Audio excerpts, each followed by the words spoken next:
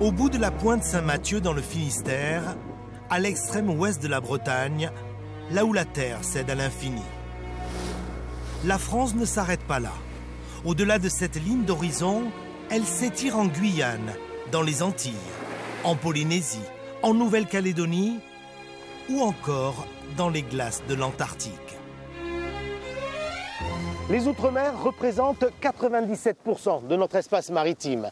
Grâce à nos territoires, la France possède la deuxième plus grande zone économique exclusive au monde, avec plus de 11 millions de kilomètres carrés d'océan. Il faut bien peser l'importance de ce domaine maritime.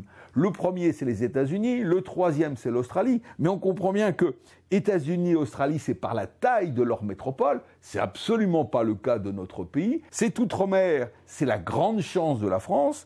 Et la France, avec son outre-mer, sont la grande chance de l'Union européenne. Mais ce potentiel incroyable ne s'use qu'au si l'on s'en sert. Avec ses atouts, la France pourrait peser sur le monde maritime. Mais ce potentiel exceptionnel reste sous-exploité. Manque de stratégie, manque d'investissement, manque d'ambition.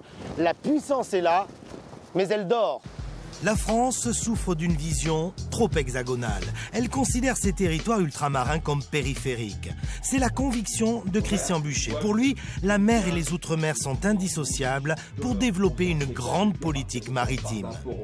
Il faut marier mer et outre-mer. Qu'il n'y ait pas un grand ministère et de la mer et de l'outre-mer parce que ça va ensemble, c'est pas quelque chose qui va créer énormément d'opportunités ou qui va nous permettre de faire les choses.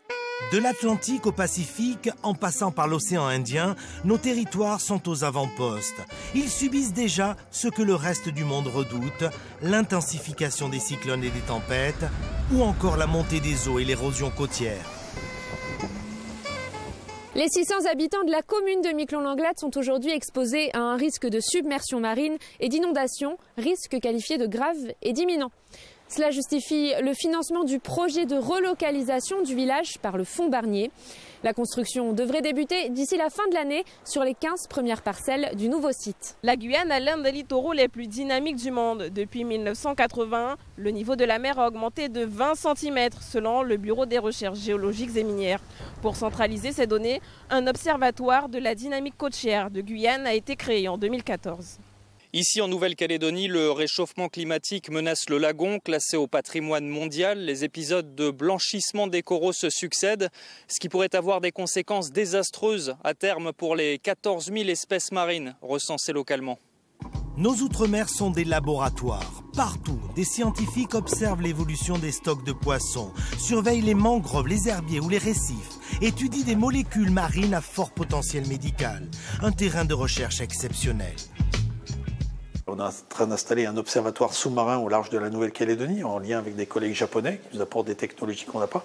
Donc là, l'idée, c'est de documenter la biodiversité des monts sous-marins qui sont à, voilà, entre 500 et 1000 mètres de profondeur. On intervient aussi à Mayotte depuis Brest et grâce à la flotte océanographique, on a découvert un mont sous-marin profond, plus de 2000 mètres de profondeur, mais 800 mètres de haut et 2000 mètres de profondeur, 3-4 km de diamètre.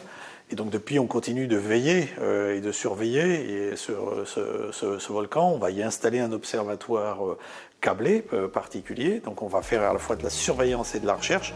Les outre-mer ont des atouts incontestables. L'énergie des mers en est un.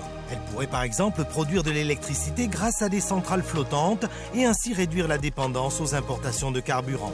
Un projet de ce type a été imaginé il y a quelques années en Martinique.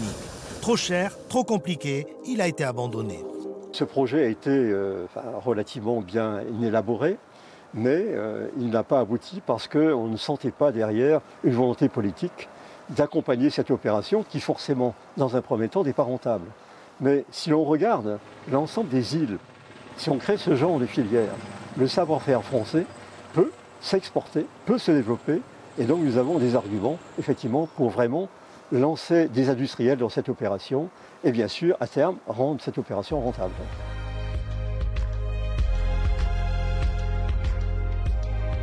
À l'heure où la planète se tourne vers la mer pour relever des défis climatiques, alimentaires et énergétiques, la France est en première ligne avec ses outre-mer. Et c'est là, dans nos territoires, que se joue notre avenir sur les mers et notre crédibilité au sommet des Nations Unies à Nice.